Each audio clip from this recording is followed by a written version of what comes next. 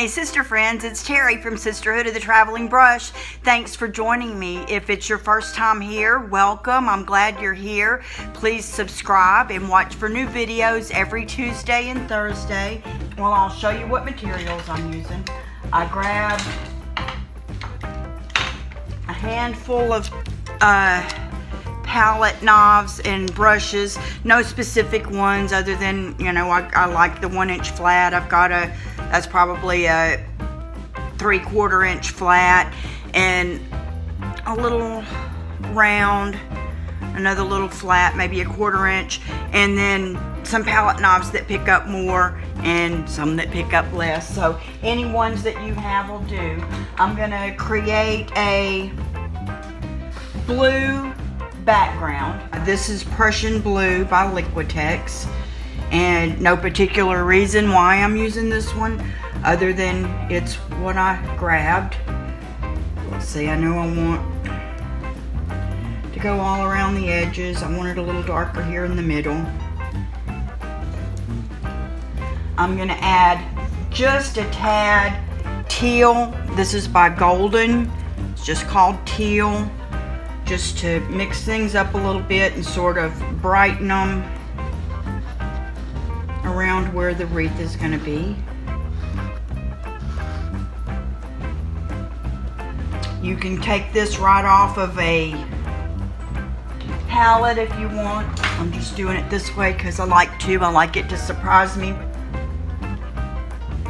Just going to put a little on the in-betweens. Just a tad to mix in the corners.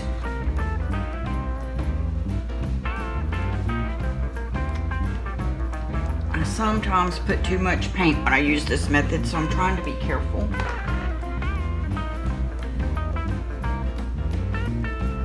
And now you can do this next part with a brush or a palette knife. It absolutely doesn't matter because all we're doing is creating a background.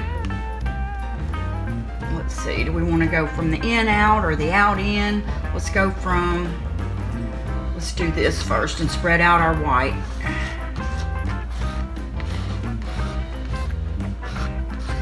Oh, we can.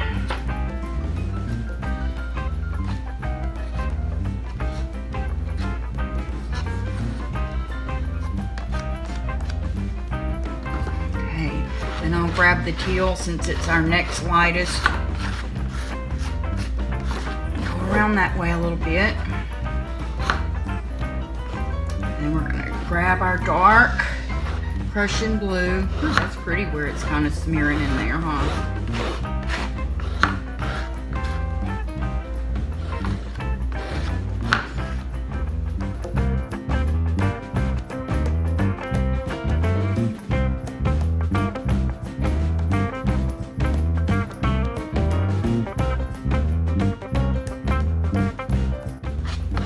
I'm picking some of this up and going back in with it in the areas that don't have as much.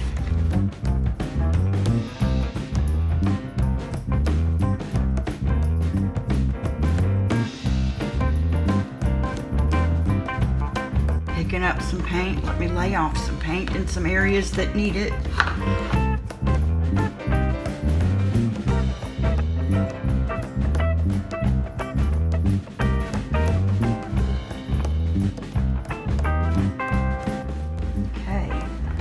Grab my 1-inch brush that I love so much now. It's not dry because I just washed it, but you know, so it's damp. And all I really want to do is just put some X's on here to try to make sure the whole thing's covered without too much blending. Just get this front covered. I love the texture that the little X's make.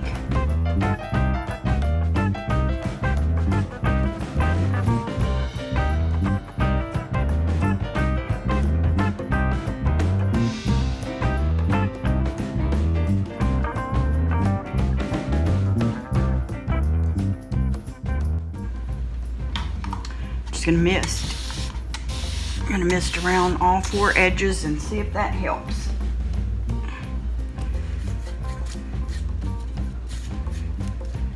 I do have the mister bottles on my website if you don't have one of those and you're interested. I don't know how I would live without mine at this point.